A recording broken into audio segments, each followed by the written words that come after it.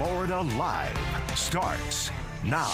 Well, good afternoon to you and welcome into Florida Live. I'm Garrett Wymer and thanks for joining us on this Tuesday afternoon live on Fox Local, YouTube, and on Fox 35 TV. We've got a lot going on today, and I want to let you know a little bit of what we can expect here over this next hour. Let me give you a live look right now inside the State Senate chamber in Tallahassee, where you see on the sign it says, "Welcome to the Republican Caucus Designation Ceremony." We expect this ceremony to begin shortly, where the Senate Republicans are going to designate their next Senate president. That will be Senator Jim Boyd, a Republican from Bradenton, who will be the president designate for the lawmakers in the upper chamber in Tallahassee. Now, just last week, you may remember, if you joined us here on Florida Live and on Fox Local, that the State House designated Sam Garrison, a Republican from Fleming Island, as the next speaker. So these are the next leaders of the House and Senate and the Republican caucuses there who will basically lead for the 2027 and 2028 legislative sessions. So not this upcoming legislative session, but the ones after that. And also, I do want to apologize if you're hearing some of this noise that's going on in the background. We are undergoing some construction work here at Fox 35, and so it's kind of vibrating our streaming studio. And if you hear some of that, I certainly apologize for that. We are also standing by waiting to hear from Hakeem Jeffries, the Democrat House Minority Leader, who is expected to speak about the government shutdown. But I want to get you live right now to this news conference as we continue to track the shutdown and the impacts of it. This is the Iraq and Afghanistan Veterans of America hosting a news conference right now. They're calling on lawmakers to figure out a way to pay the troops. That is what this organization is calling for right now in this live news conference. So let's go ahead and listen in as they begin speaking live in Washington, D.C. I turn it over to Blue Star Families. Thanks, Kai, and thank you for your leadership, everything that you and Caitlin are doing to set this up. Something you said is about us getting together. I like working with so many of our folks here, worked together over the years on many things.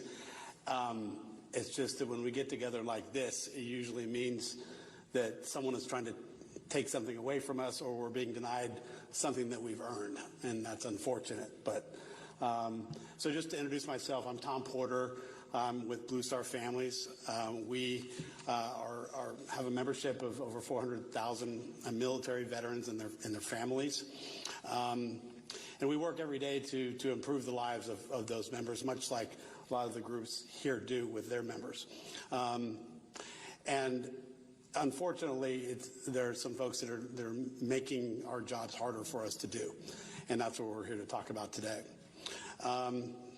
We've got partisan clashes threatening military pay, which is worrisome for so many of our membership. We got together just a couple weeks ago to call on Congress in an October 3rd letter to congressional leaders, asking them, 27 of our organizations got together and asked for them to pass the Pay Our Troops Act to ensure that military families got paid during a shutdown. That date is come and gone. They haven't passed that bill yet, so we're going to be talking about that today. Many military families, as many of you know, live paycheck to paycheck. Missing a payday means missing rent, missing meals, missing doctor's visits. You might not be able to pay that medical bill. This isn't a bureaucratic inconvenience. It's a direct assault on the financial stability of those who sacrifice so much for this country. Imagine being a deployed service member, worrying if your family can make ends meet, or a military spouse that's facing an empty bank account and loss of limited ability to pay for meals for your family, put it on the table. These are their realities. It's not just made up fantasy here. We keep creating situations that make military service harder, unfortunately. Our annual survey of Blue Star Families shows that only 33% of our members would recommend military service to their family and friends. Now, that's nosedived since 2016, when that number was 55%. So with 80% of service members now coming from military families. We're relying on military families to be the recruiters, and they're choosing not to. And we need Congress, we need the administration, we need America to make military service easier and more attractive for our young people, or else we're going to have a crisis in terms of filling those ranks in the future. The Pay Our Troops Act ensures our military is paid during a shutdown. We can't let our service members and their families become casualties of this political gridlock. Blue Star Families welcomes efforts that we've heard about recently, stopgap efforts to pay our military. It's just that we need resolution overall for Congress to get past this impasse they have politically and to pass a permanent funding for the year. We need them to pass the Pay Our Troops Act now without delay. To Congress, we need you to pass that now. We need you to honor our commitment to our country and get our families paid. Our families deserve nothing less. So thank you very much for having us here. Well, good afternoon, everyone. I'm John Hashem. I'm from the Reserve Organization of America, and we represent over 2 million of the reserve component uniformed service members across the services. And as the previous folks stated, we're here today to support the passing of any Pay Our Troops Act or appropriations to ensure that our service members are getting paid appropriately. Really, thanks for your participation today to ensure the stability, the readiness, the accountability of our uniformed services.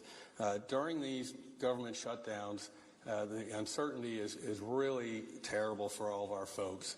So, especially in the reserve component where folks may be doing a set of orders and doing active duty, and they have to cross, a fiscal year boundary, and during that boundary, they don't have an order anymore. They can't stay where they're staying. They might be sent home. They're not in the school anymore. Money that's coming into the family is not getting there. So they end up going home. The service ends up with a readiness problem because they can't get their folks trained, and we need some permanency in appropriations or the Pay Our Troops Act to do that.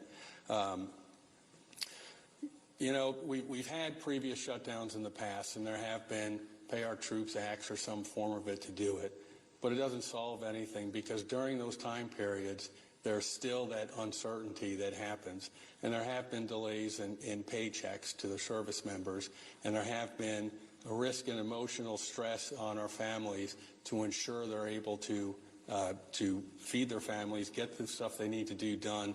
And, of course, it takes a toll on our national security. We can't forget that any delays in our training and readiness really degrades the readiness of our entire uniformed services. We support the Pay Our Troops Act because it really closes the gap. While we're very thankful that there has been money found to pay our troops this time, that is certainly not the solution. We have to work towards a solution that gives us better predictability, gives us better appropriations that are set on time for our service members. So really, if you look at it, it's the dignity and the respect that they reserve for the honor and the sacrifices they make for our country. We stand ready to support the folks that are with us here and anyone else, our leaders in Congress, to pass legislation for appropriation or Pay Our Troops Act, because we do not want this to stand anymore, and we need that type of service and respect to our nation. Thank you.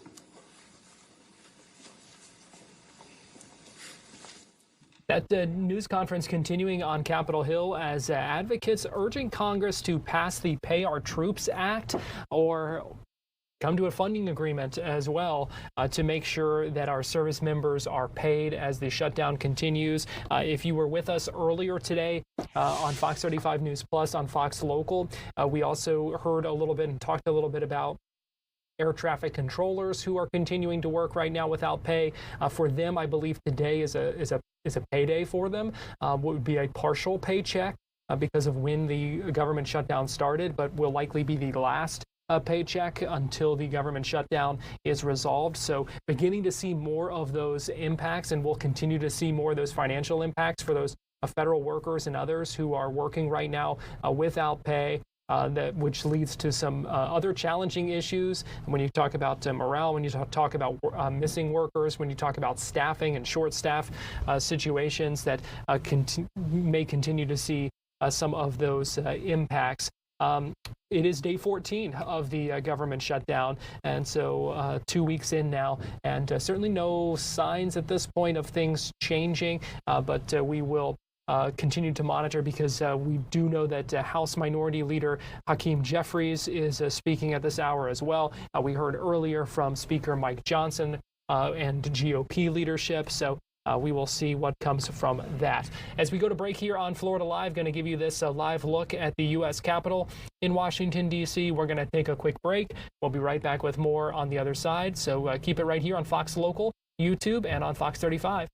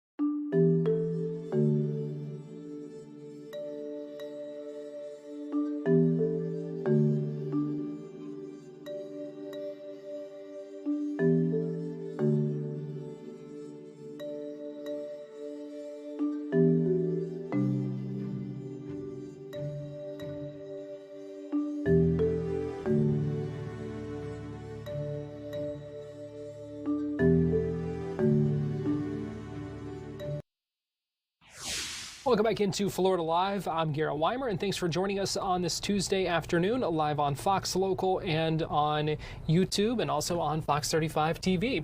It is time now for our Tampa Connection, and for that we go to the Fox 13 Tampa Bay newsroom, and senior content producer Nancy Gay, who joins us live now. And Nancy, good afternoon. Good afternoon, Garrett. We're going to begin today in Pinellas County, where a mother is accused of forcing her 11-year-old daughter to perform sex acts on video, and then she's accused of sharing that video with at least one man who detectives believe that she met online. Now, last Friday, the sheriff's office received information that a man was involved in obtaining and viewing child pornography, and that he was also involved in meeting with young children to engage in sexual activity. The sheriff said that this man was getting videos from a Pinellas County woman, and the child who was involved in those videos was her 11-year-old daughter. Now, the sheriff did not want this woman to be named in order to protect her daughter's identity, but according to Sheriff Bob Gualtieri, the mother sent the man at least 14 very explicit and very involved videos and photos of her daughter performing sex acts. The problem is based on supply and demand. People don't do this to kids. Mothers don't videotape their kids and direct their kids to do this unless someone wants to view it. And there's way too many sick people among us who want to view children, and I mean children, 4, 5, 6 years old, in this case an 11-year-old girl, engaged in sexual acts. Now, investigators said that they don't believe the girl's father, who did live in the same home, knew about these videos. Now, Sheriff Gualtieri also said that there is no indication that the 11-year-old sibling was recorded either. Now, the sheriff said that because of the nature of these videos, this mother is facing numerous charges, including 4 counts of capital sexual battery, and if she is convicted, she could face the death penalty. Garrett? Absolutely disgusting allegations, and to hear the sheriff talk about some of what the video depicted is just sickening. We're not going to get into it here, but just sickening to hear him, describe some of that. And I think the seriousness of the charges and the potential penalties that you talked about there reflect that. Yeah, absolutely. I mean, what he talked about was just sickening, and it was heartbreaking to know that this 11-year-old girl went through that, but also, as the sheriff has noted that there are lots of children who are also experiencing the same thing, like from infants to children as young as 4, 5, and 6 years old. In this case, this girl was 11 years old, and so it's just absolutely heartbreaking. All right, our second story today, and that is an execution that is set, Nancy. Yes, that's right. Samuel Smithers, he's been dubbed the Deacon of Death. He is set to be executed at 6 o'clock tonight. Now, Smithers, he was a Baptist deacon who was convicted of killing 2 women and tossing them into a Plant City pond. And according to court records, Smithers met Christy Cowan and Denise Roach on different dates in May of 1996 at a Tampa motel to pay them for sex. Now, at the time, Smithers was doing landscape maintenance on a 27-acre property that included 3 ponds in rural Plant City.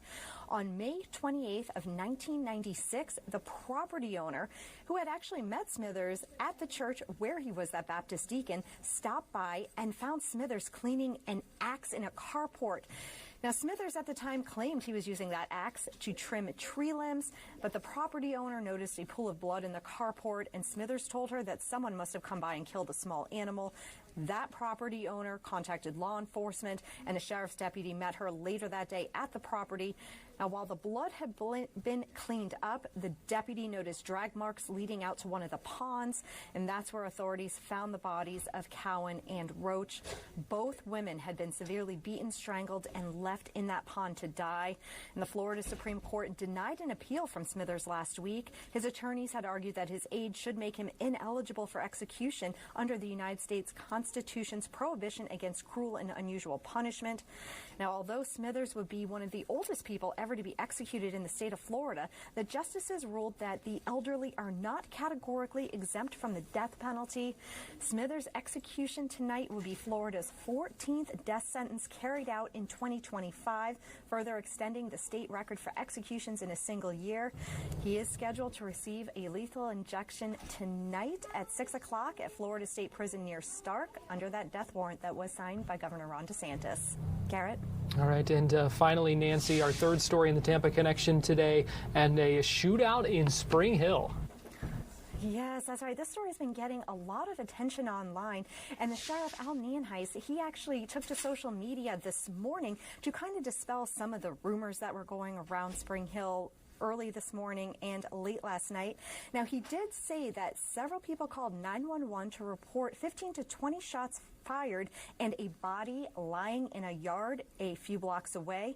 Well, it turns out that body was actually just a Halloween decoration, but shots had been fired. Now, the sheriff said that a man had gone to his neighbor's home last night because he wanted to hang out. He said that the homeowner went outside armed with a gun because at first he didn't know who that person was in his yard. Now, the man who was in the yard told the homeowner, again, he wanted to hang out, but the homeowner said no and turned around to go back into his house. And that's when the sheriff said the man in the yard opened fire. The homeowner turned around and returned fire. That man in the yard was struck in the shoulder by a bullet, and he was the only person who was injured during this shootout. Now, the sheriff said it appeared as though the homeowner was defending himself when he returned fire. And as of right now, it is unclear if any charges will be filed at this point. Garrett? All right, Fox 13 senior content producer Nancy Gay, we appreciate you joining us with our Tampa Connection today. Thank you. We're going to take a break here on Florida Live, but we'll be right back with more after this.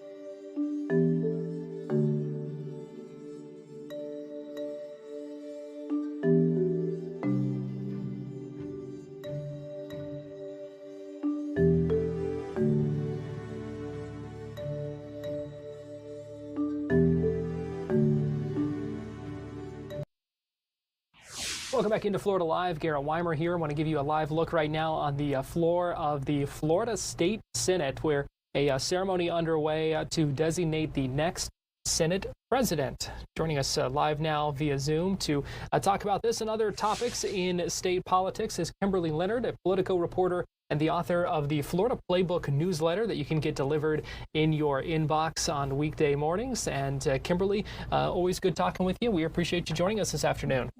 Yeah, thanks for having me. All right, so we just gave folks a look at that ceremony going on live right now in Tallahassee. Some preliminary things getting underway. I'll pull up another look at that. So talk to us, though, about what we know about Jim Boyd, the next leader of the Senate. Yeah, and a lot of people don't realize this, but the leadership gets sort of teed up several years in advance. And so he actually won't even be in charge of the upper chamber until after a new governor is elected. So after 2026, the first legislative session that he'll oversee is in 2027 and then in 2028.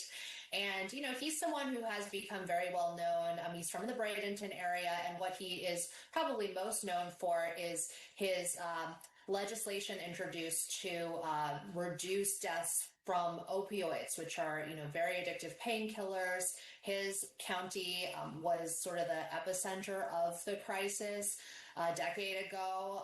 And, you know, it continues to be a crisis across the state, across the country, really. And he also had led a lot of the legislation on property insurance, mostly having to do with making it harder for people to sue insurers, which they said was, they said lawsuits were needlessly driving up costs. We're still sort of seeing the ramifications of that. A lot of people's property insurance continues to be very high, but Republicans argue, and it is true to a certain degree, that more insurers have come into the market and that things are hopefully stabilizing. So just something that continues, though, to be a big topic on people's minds and on their pocketbooks. And Kimberly, you mentioned how they kind of tee these leaders up, a couple of years in advance. It is an interesting way to do it. It was just last week we saw the House selecting their next leader after Speaker Perez's term as Speaker is up. Yeah, it kind of gives you then that, training ground. So then when you lead the upper chamber, making laws is complicated, leading a chamber, understanding the dynamics. And one of the big jobs that he has ahead of 2026 is to make sure that his members do well, who are currently in the state Senate.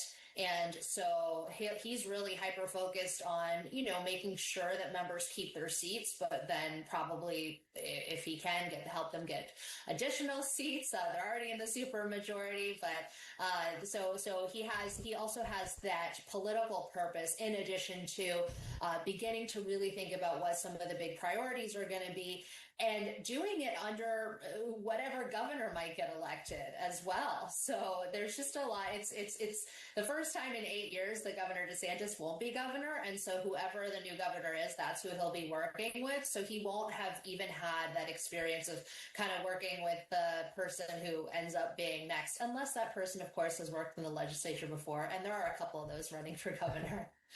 That's a good point, but that certainly throws a wrinkle in things when it comes to whatever priorities might be they may want to focus on or that kind of thing. Kind of hard to tell at this point because of so much that's up in the air.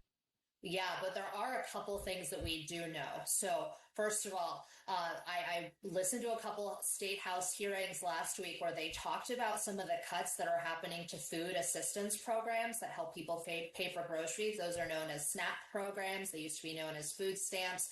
There are cuts that will be happening when he is state Senate president. And there are also cuts that are going to be happening to Medicaid, specifically to how doctors and hospitals get paid. They have to reduce those rates year by year. And so this is something he's going to be saddled with. It's something he's going to have to address. He acknowledged that in our interview for Florida Playbook. But what will the solution be? He wouldn't say. It's going to be difficult. They're looking at potentially taking on a lot more costs for the state. And that's, again, potentially. There's always things that can change or get moved around. But these will be very, very difficult things for him to juggle. Essentially, changes to the social safety net that have been done, by Congress, by President Trump, that the state has very little control over, but still has to deal with. We do know there are, we've alluded to it here, the next elections in 2026, and we've seen some big endorsements come down in the past week or so. None bigger than President Donald Trump endorsing James Othmeyer in that Attorney General's race. How did that come about? I know. So much for intrigue, right? I mean, this was one of the races that a lot of political insiders were kind of watching to say, okay, is Trump going to endorse someone who's going to go up against James Othmeyer? Othmeyer, if you recall, even though he's someone who has worked for Trump before, worked in his first administration, and I don't think anyone would deny that he is very, very aligned with kind of the America First agenda, has done things that are very Trumpy. Was someone who also ran Ron DeSantis's, the governor's office as chief of staff, ran his campaign when he ran for president against Trump. So there was a lot of intrigue about who Trump would endorse, whether there would be a Republican challenger entering the primary with Trump's endorsement attached to that. Questions asked and answered. Othmeyer was able to get Trump's endorsement in a Truth Social post last week. It's a very big deal. It probably all but guarantees that there will be no challenger, or if there is one, that they would have a very hard time. And it came about a lot of different ways. First of all, the president was very impressed with the Alligator Alcatraz detention center. He thought it was, something that was well thought out, that was interesting, that was a good way to approach things. And it was something that other states then started to sort of replicate in terms of, these like catchy nicknames for detention centers and how they, go about basically creating additional space to help the federal government out. Another big piece was that he was working very closely with Eric Trump, who enjoyed working with him on finding the location for the presidential library. And that was something that had started when he was chief of staff, and that, then moved into his role as state attorney general because he had to review a lot of the legal work to obtain the land in Miami that we've talked about on this program before. And so that relationship really helped. And Wymer himself had gone to the White House for interviews. He had been actively seeking the president's endorsement. So all of that came together to get that locked in for him and allow him to really toe the line between, do this balancing act of both being an enthusiastic DeSantis supporter, but also getting Trump's blessing. We've also seen some endorsements come in the governor's race and CFO race. It seems like things are really starting to kind of pick up. Yeah, well, part of the reason that people like to do endorsements as well is to help push out the competition, you know what I mean?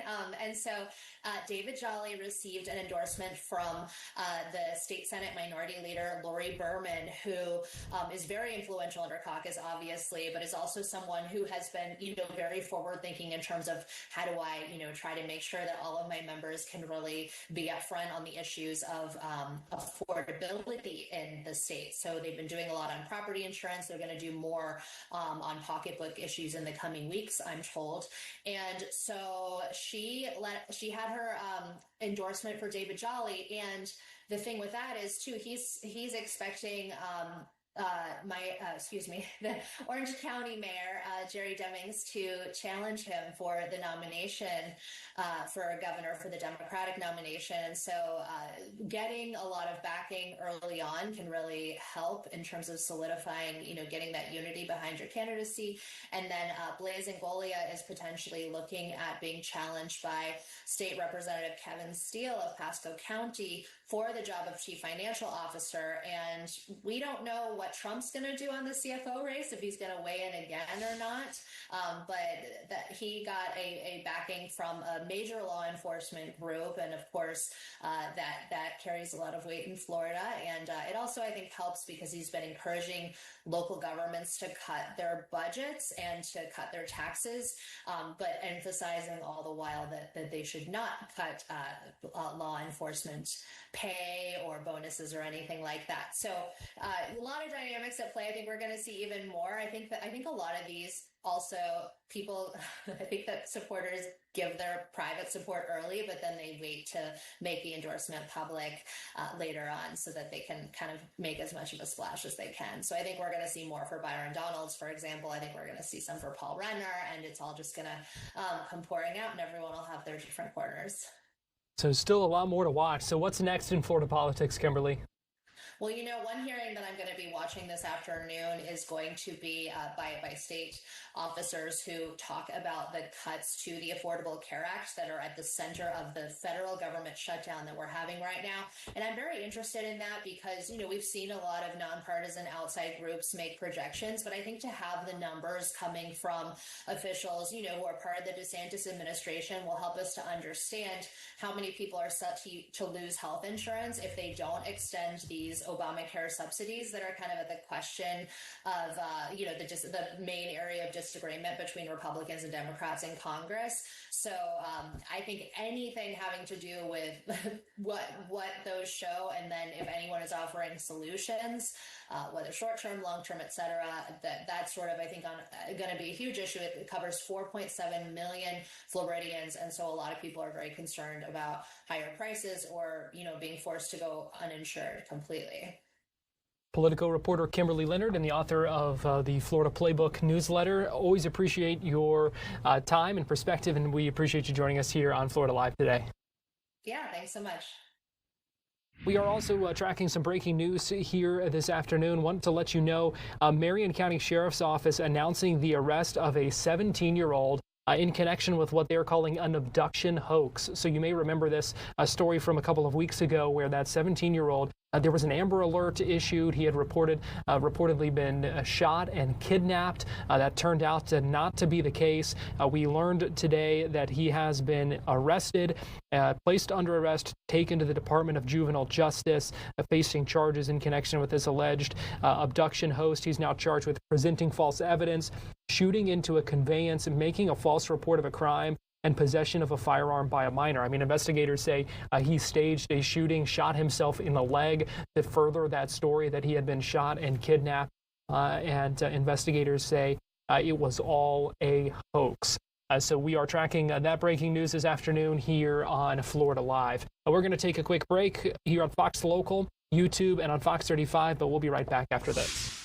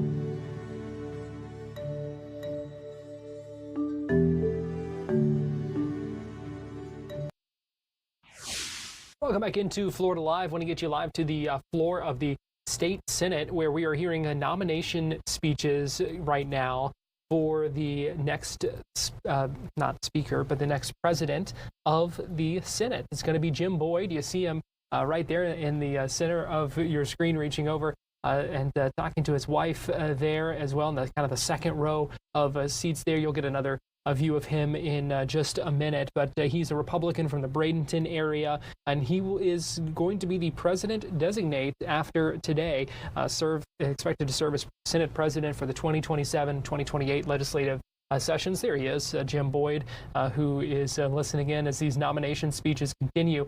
We expect, I believe this is the second and final nomination speech, and then we expect to hear from Senator Boyd himself. So let's go ahead and listen in for a few minutes live from Tallahassee here on Florida Live. This is up. Don't be alarmed if you hear a familiar melody coming from the president's office. And while we could go on and on about Jim Boyd, the husband, the father, the grandfather, the friend, or colleague, today we're here to celebrate Jim Boyd, the public servant. A public servant who's not only met the demands of public life, but has a legacy built on integrity. A leader forged not by ease, but by pressure. A leader whose character and contributions reflect the rarest and most enduring of symbols, a diamond. As you've heard, Jim Boyd has a nickname. The moniker Diamond Jim is appropriate. Not because he's flashy or shines in the spotlight. It's appropriate because true leadership, like a diamond, is not manufactured overnight.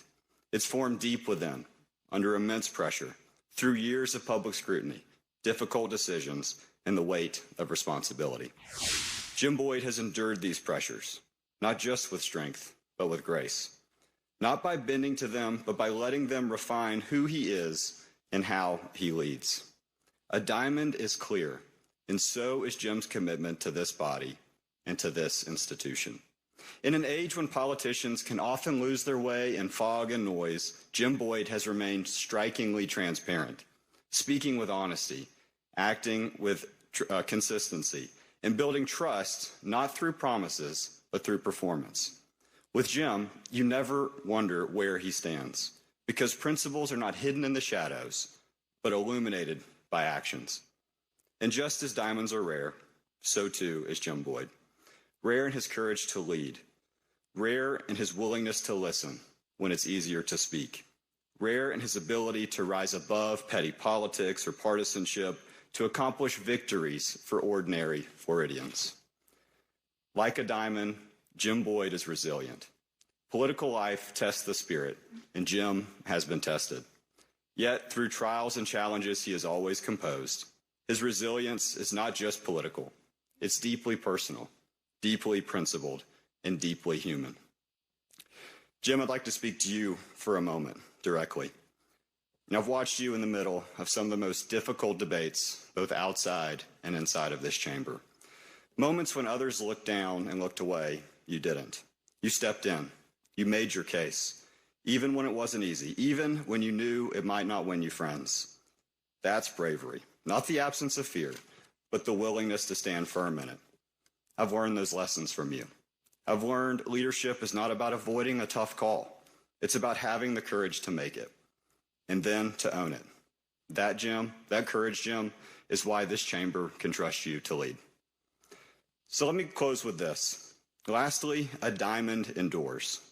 Long after the applause fades and the headlines shift, Jim Boyd's legacy will remain in the reforms we will pass, in the voices he will amplify, in the relationships he will build, and the standard of leadership he will set. So today, I do more than just nominate a candidate. I nominate a compass, a standard, a diamond, clear in vision, unshakable in values, rare in character, and enduring in service. So it's my honor to second the nomination of Senator Jim Boyd as President-designate, the leader the Florida Senate needs, the leader this chamber trusts, and the leader I'm proud to call a friend.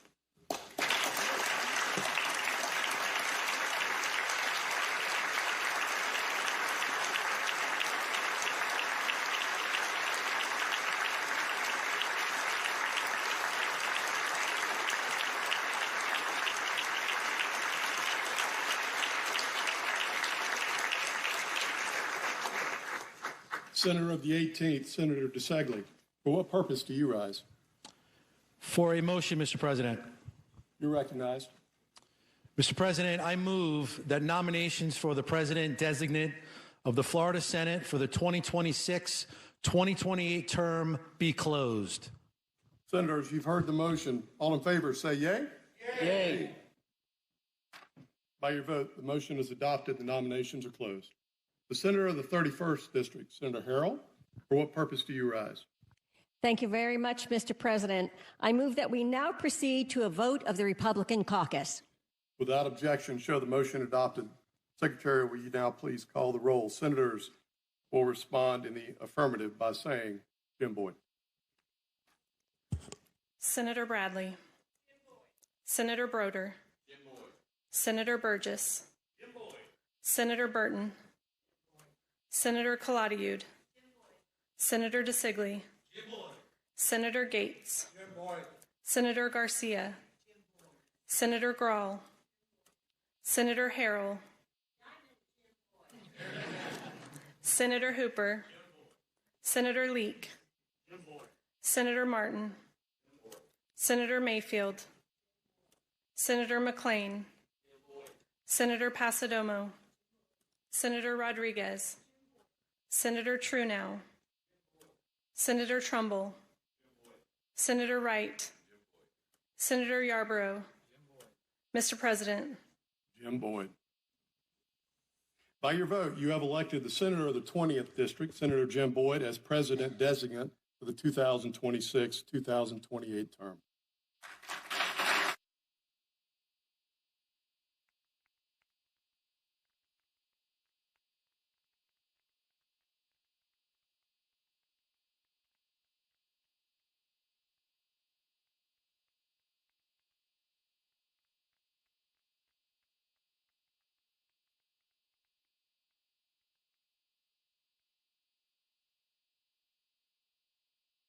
It has certainly been an incredible honor and blessing to preside over these processes today. And Jim, I have a few words for you I'd like to share.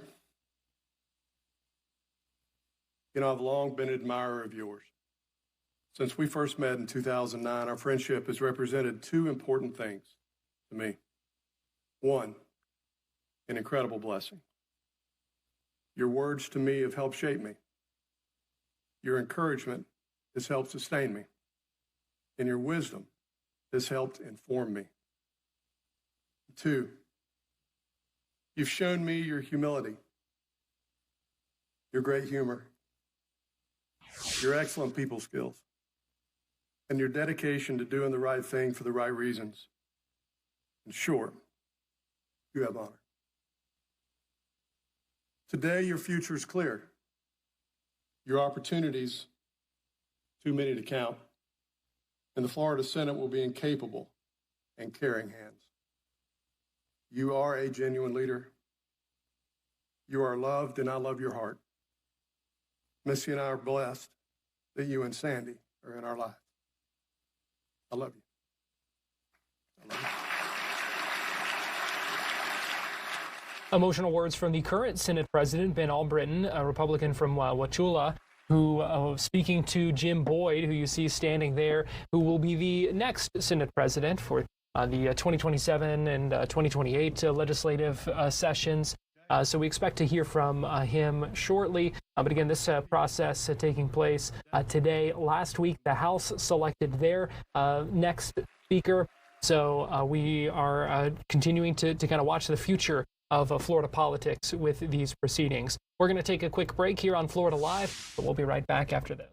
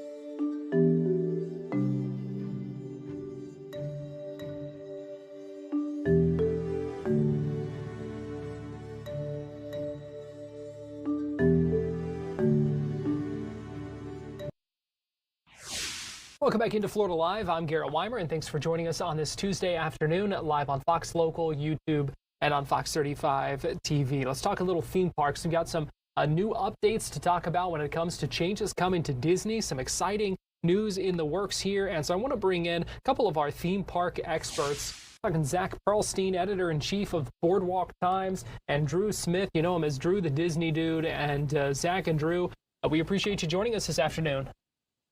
Lots to talk about. Excited to join. Yes, indeed. Yeah, there is a lot to talk about. So let's go ahead and jump back in. And Drew, let's start with you because I got some new details about the Monsters, Inc. land that is coming to Disney's Hollywood Studios. Yeah, now we know that Monstropolis is the official name of this new Monsters, Inc. land coming to Hollywood Studios in the future, though we don't know exactly what year this land is opening as of now. I do think it's worth mentioning this is because I've seen a few people mention, well, what else would it be besides Monstropolis? But over at Disney California Adventure, you have Cars Land, even right next door at Hollywood Studios, you have Toy Story Land. So they could have easily gone the Monsters, Inc. land route, like what they originally announced back in August. But now we know Monstropolis is the official name of this land. It just seems right, doesn't it? Yeah, absolutely. This is absolutely perfect. And I just feel like because people already know what Monstropolis is and that you're really entering the world of Monsters, Inc. here, we're going to have shopping, dining, and the first ever suspended coaster, also with the first ever vertical lift in the load station. This is something that people have been asking for, I feel like, over 15 years now. So the fact that this is coming to life, we're getting more details, construction is well underway. I'm very excited. Yeah, Zach, what about you? What do you make of this? The Door Vault coaster has been a dream for a long time for anyone who's been a fan of Monsters, Inc. And yes, Monstropolis just feels right. Yes, like obviously you have Cars Land and, you know, people refer to lands as like Star Wars Land, but this is just the right name for the land. But I'm very excited for the first ever suspended coaster with a vertical lift in the Disney park. Now, Zach, let's tell us about the new Walt Disney Imagineering preview display at the Walt Disney Presents at Hollywood Studios. Yes, at Walt Disney Presents, there is now this new display that features concept art and models of all the upcoming projects across Walt Disney World, including Tropical Americas, Monstropolis, and Piston Peak National Park. And Drew, what do you think this adds?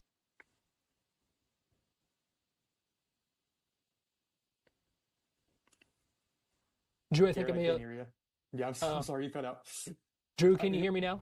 Yeah, I can hear you now. But okay. Yeah, just this display is great because I think that for the general family visiting Walt Disney World, that it really gives them an opportunity to kind of see these big projects that are coming. In my opinion, these are the biggest three things that we really have details on. You know, for example, the Disney Villains Land coming to Magic Kingdom, it's not mentioned here, but we really don't know a lot about that land yet. So it wouldn't make sense for them to add this to this display. But like we just talked about, Monstropolis, also over at Animal Kingdom, the Tropical Americas, and then coming to Magic Kingdom, the Cars area, Piston Peak, the fact that anyone can walk in and get an actual look at all this concept art. And not only that, but the actual model for the Tropical Americas land, exactly how everything is going to look in 2027 at Animal Kingdom. It's a really fun display. They put a lot of love into it. And it's very cool to see everything in person, get a close-up look at all these details. Yeah, I'm having fun looking at that model just from the video here. Zach, for people who may not be familiar, where can they catch up with this? Where can they see this and get a closer look? Oh, you can see this at Disney's Hollywood Studios in the Walt Disney Presents exhibit area. All right. That's where it's at. And I would imagine this is something that's going to get people really excited for what's next. It definitely will. It's definitely a way to generate hype over these new projects in the coming years. And it also explains just what's coming next. It is a just real good way to get people excited. Now, speaking of what's coming next, we know there's a lot of work going on at Magic Kingdom. Drew, talk to us about some of what you've seen there with Tom Sawyer Island and Rivers of America.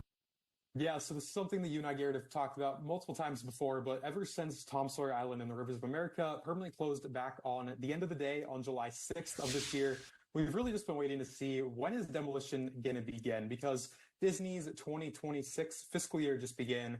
Whenever that fiscal year hits, they like to spend a lot of money in the parks. Spending goes up on all of these new projects, and unfortunately with that, that's also why we recently saw these price increases. But as of just yesterday, we got our first official confirmation that demolition is now underway on Tom Sawyer Island.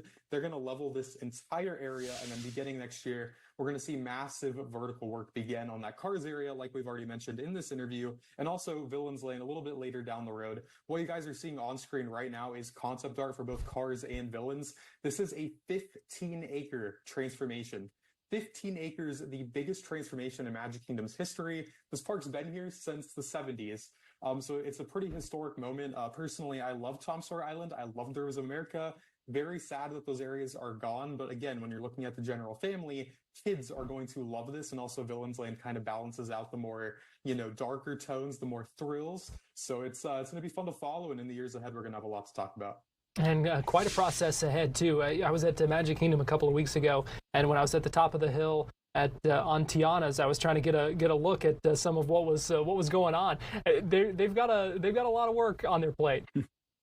Yeah, there's so much work going on that I constantly think about. How does this look behind the scenes? For example, I often think about how these projects will have creative directors, and then there's the architecture side and just project management. And you have someone like Bruce Vaughan, who's running Walt Disney Imagineering, when they have 14 new attractions in development for Disney parks around the world. This is just a little piece of the puzzle, but this probably is the biggest piece of the puzzle, let alone the Magic Kingdom is the world's most popular theme park. There's so many millions of people that step foot into the gates, and that's not even talking about Big Thunder Mountain and Buzz Lightyear Space Ranger Spin, Cinderella Castle's new colors, Carousel of Progress refurbishment. There's so much going on that it's almost too much, and I feel like that's why I really love to talk about things on here, and that's why Zach and I want to talk about this stuff, is because it's very easy to forget what's going on. And when you really kind of break everything down, it can really be like, whoa, there is a lot going on. And Zach, let's talk a little bit about Mickey's PhilharMagic, because it's going to be closing soon. What should people know about it being closed for refurbishment? Mickey's PhilharMagic is going to go through a routine refurbishment from November 1st to November 23rd. This is just a routine refurbishment, so there won't be like anything new within the show, but we are getting new theater seats as part of this refurbishment. All right. Is that something that's needed, something that's welcome? It is something that is welcome, I would say. I think anytime when you can refresh the seats and make it more comfortable, I think that is a win. And all right, Drew, what do you think? Let's just talk about PhilharMagic for a minute, and I just want to get your thoughts on what it adds to the experience. I know it's something that a lot of people love to go to, and it's something that they may check out every time. Yeah, in my opinion, Mickey's PhilharMagic is a very underrated attraction. Even in recent years, they added Coco, and that was the first Coco representation we ever saw in a Disney park in a big way. The entire film was kind of redone and remastered, and the Coco scene was actually an addition to PhilharMagic, so they didn't cut anything out of that original film like we saw a couple decades back when it first opened. Fun fact here, Kevin Rafferty is actually my all-time favorite Imagineer. If you guys don't know who Kevin Rafferty is, I would highly suggest looking him up. He has done so many projects at Disney parks, even like Cars Land, like I mentioned earlier, and he was one of the lead creative forces behind PhilharMagic. So anytime they actually put some love into this attraction, I love it personally because I love Kevin as a person, as a creative. But like Zach said, whenever we get quality of life updates at the Disney parks, like I mentioned with those price increases, to me, this feels like the bare minimum. To put new seats in, to add new things to these shows, everything we've talked about today, there's a lot going on. And whenever those prices go up, I think the absolute best thing you can do is continue to invest in the parks. We've seen a lot of that recently, and I want that to continue going forward. And Drew Smith, you know him as Drew the Disney Dude on social media, and Zach Perlstein, editor-in-chief of Boardwalk Times. We appreciate y'all joining us this afternoon and talking a little theme parks with us here on Florida Live. Thank you. And we are out of time here on Florida Live this afternoon, but we appreciate you joining us as well. We are here weekdays 2 to 3 p.m. on Fox Local, Fox 35, and on YouTube as well. And we also do a lot of streaming outside of those hours. So we appreciate it and hope you join us again tomorrow. Here's a live look at downtown Orlando on this Tuesday afternoon. Have a good one.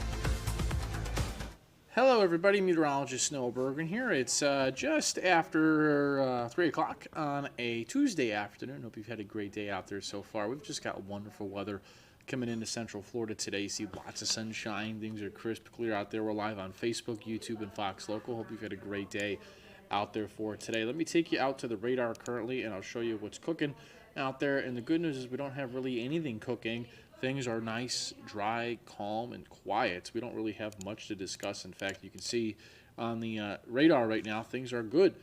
There's nothing across Central Florida or the entire state. Things are crystal clear out there right now. And in terms of the cloud cover, we're seeing just a few clouds today coming in from the northeast. Now, this is going to be significant for tomorrow and Wednesday because notice these clouds. You see they're thin, and the leading edge of them is about right here. We've got a little bit of a northeast flow developing. And tomorrow, that's going to help bring back more clouds and possibly a few rain showers. And the reason why is from this up here. This is what's left over of our nor'easter right here. And look at the very thick veil of clouds that's pushing to the southwest. That will be here tomorrow, and we're getting a little bit of that enhancement today into eastern Florida. This stuff up here could give a few sprinkles and a few showers for us tomorrow. Hello, everybody. Facebook, YouTube, Fox Local. I'm having a tough time getting my feed up here on my phone. Why, I don't know. I'm going to try to reload that so I can share this. I can't get an internet signal right now. But I hope you've had a great day so far. It is so nice outside. It was cool this morning. It's going to be cool again tonight. Not like super chilly compared to average, but definitely a little bit below average. I can't get on my comments here, so I'll see if I can load this for you in a second. But we have lots to talk about, and in fact, I want to start you tonight with what's going on nationally because, at least for us right here, there's nothing going on, right? You see there's pretty calm, clear weather.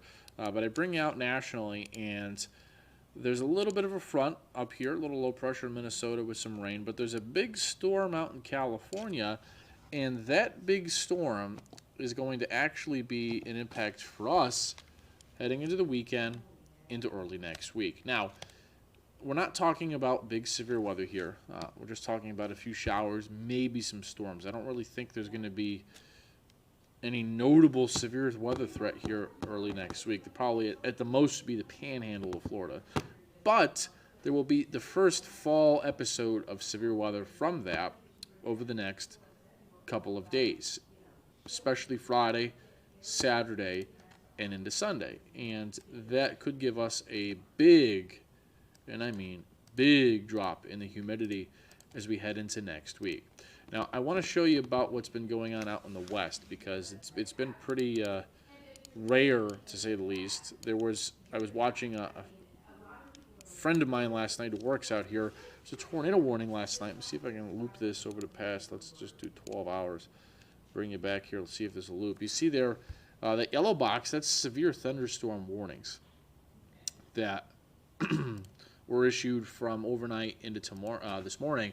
There's actually a couple of tornado warnings last night as this coastal storm in front came in. And for more on this and what it means for our potential weather, I want to bring in meteorologist Jessica Dobson and Brooks Garner, who are going to go through this California storm, which you can see there actually is some snow, believe it or not, in the Mountain West. And they're going to talk to you more about this and what it means for us over the next couple of days. Well, today we're in California, and you may wonder, well, why are these Florida meteorologists looking at California? Because we have some very interesting weather. There's a really interesting pattern setting up that's a little ahead of schedule. Yeah, a winter storm, and a big one at that. These typically start churning here in the Pacific and especially Southern California as we head toward Christmas. But here we are before Thanksgiving, before Halloween for that matter, and there's a massive storm. And there's a problem. This is putting down some major rain. Yeah, and it's over areas where we have a burn scar. So that means, essentially what that means is the flooding risk is going to exponentially increase. And they've actually issued some evacuations across sections of Southern California. And it's where the Pacific Palisades fire was taking place a little over a year ago now. Yeah, so we go from a burning threat to now, ironically, a rain threat that could produce debris flows and mudslides. So it's a really big problem. And in the mountains of California, the Sierra Nevada could get 14 to 24 inches of snow as this thing rolls through. But the reason we're tracking it isn't to gawk at the bad weather happening on the West Coast. It's because As this tracks eastward, and it will track across the whole country, it's going to leave bad weather in its wake wherever it goes, starting off with snow, which is going to affect travel in the Intermountain West. Yeah, they've actually already picked up quite a bit of snow, and they're forecast to get now an additional 1.5 feet or so in some places. But as it works its way across parts of the Central Plains, the Midwest, it could bring the potential of severe weather season, which could spark what will likely be the fall severe weather season. That's right. So you've heard of Tornado Alley. That typically is associated with the springtime, right? May and June. Well, there's something called the fall tornado season that can happen across parts of the Midwest and especially the Mid-South. And the first bout of that will come from the system crossing the country, bringing a severe weather threat Saturday to a very notorious part of the country. Yeah, we're talking areas of eastern Oklahoma to, say, Alabama, Arkansas, northern Louisiana, which are areas notorious for seeing, especially during the springtime, a lot of really bad tornadoes. That's where we have a lot in the way of tornado risk through that section of the country. But we're going to be potentially seeing that as we get closer towards the weekend across, this time of year. Yeah, and this is going to be over Missouri, Arkansas, Louisiana, Piney Woods of Texas. Even the storm chasers, the people that are paid to chase tornadoes, they're getting their little spidey senses about them, talking about, hey, we're going to be chasing something. We're going to kick off this fall weather tornado season a little bit early with this system coming across. But we've got to watch it here because eventually it will cross the country, and by Monday, we may be facing a storm threat here. Yeah, that just goes to show how powerful this kind of glob of energy is going to be as it works its way across the country, and that could give us just enough energy to create the potential of a couple of isolated strong to maybe even severe storms. So that'll be something we have to watch closely as we head into Monday, because just enough ingredients could be in place for that to take place. But overall, the dry season is here. The humidity is gone. So gone are those afternoon thunderstorms we see every day at 3 o'clock thanks to the sea breeze. But we'll have to watch fronts like this, Pacific fronts, for the possibility of severe weather. If you remember the March 10th tornado, it was kind of a similar setup with a Pacific system that came in.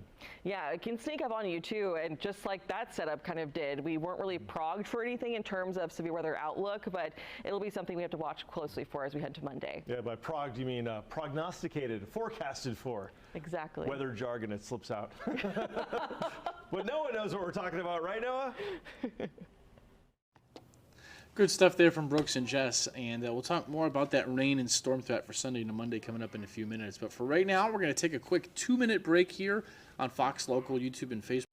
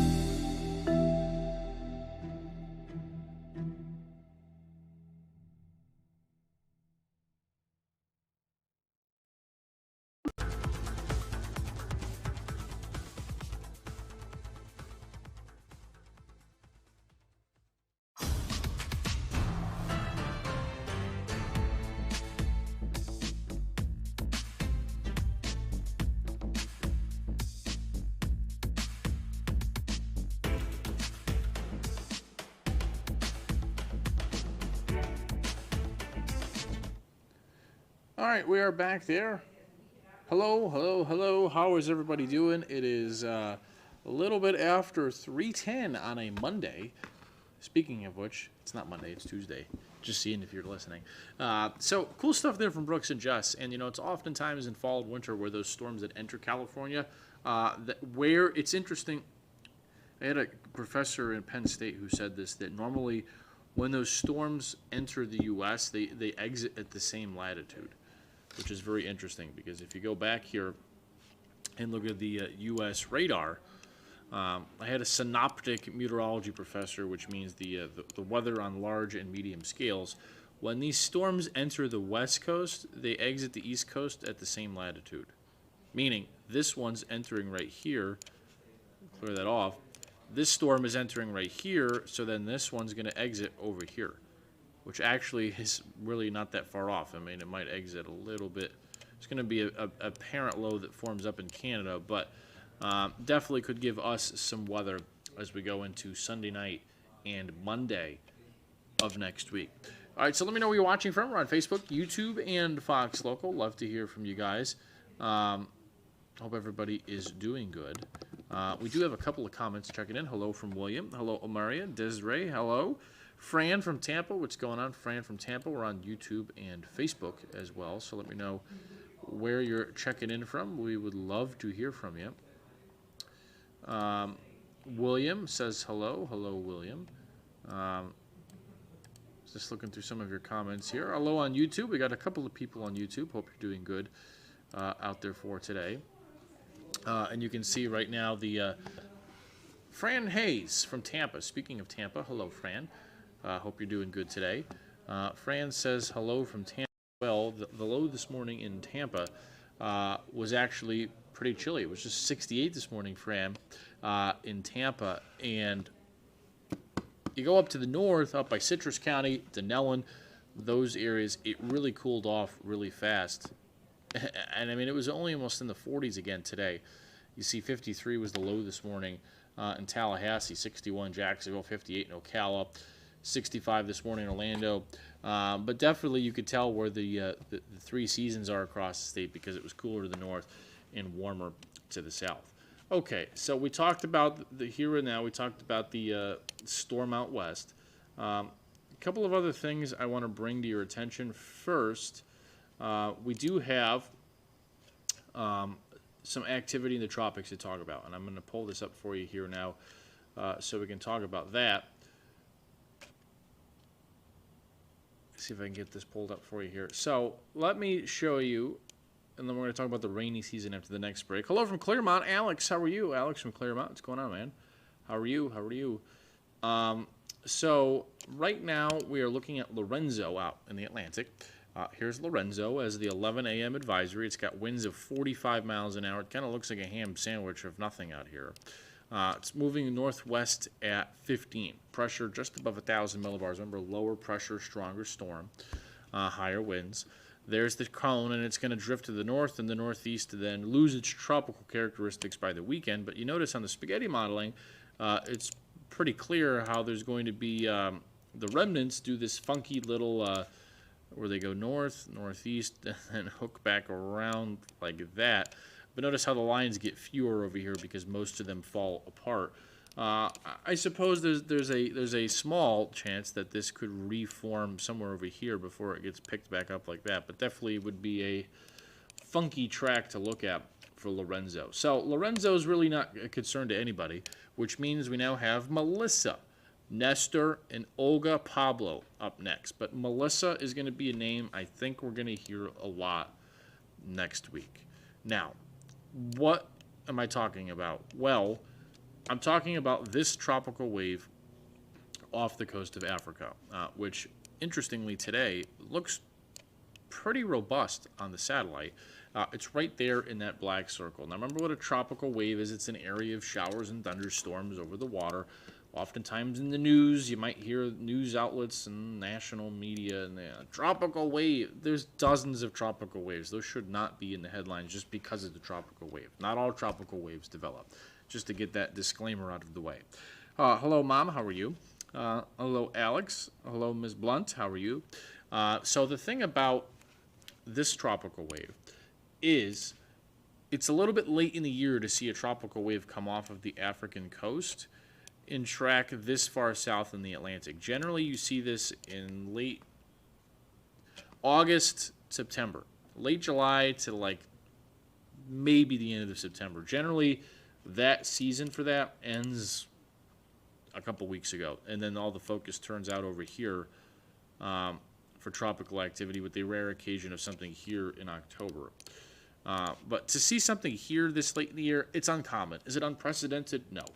But what we're going to watch is what does that do once it gets past the islands being the Windward Islands here, about Monday of next week. So this is going to just drift west, this tropical wave. It's going to go like this. And then once it's past these islands, it's a really interesting question. Is this going to track southwest into Central America, fall apart, and do nothing? Is this going to form into a storm right here, get picked up by a cold front at the end of next week, and get, again, pushed east of Florida?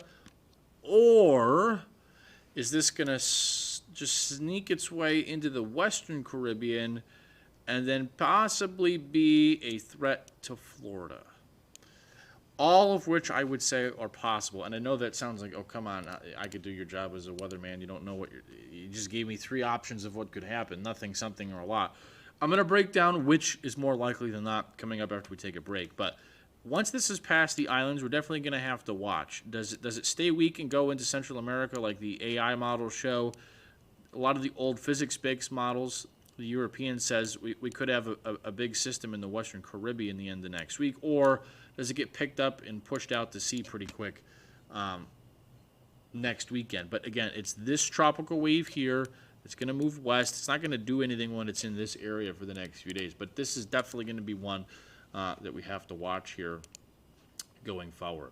So for those of you on Fox Local, you're about to see a break coming up in about 27 seconds. So I'm going to keep talking as we're on Facebook and YouTube. But those of you on our Fox Local stream or our website or our app, you'll see a break. And I'm going to get cut off here at 3:20 coming up in a few seconds. So I'm just going to keep talking, and I'll re-engage with you when you come back at 3:22. Hello from Titusville, Hope Brown. How are you? If anybody has any questions, comments,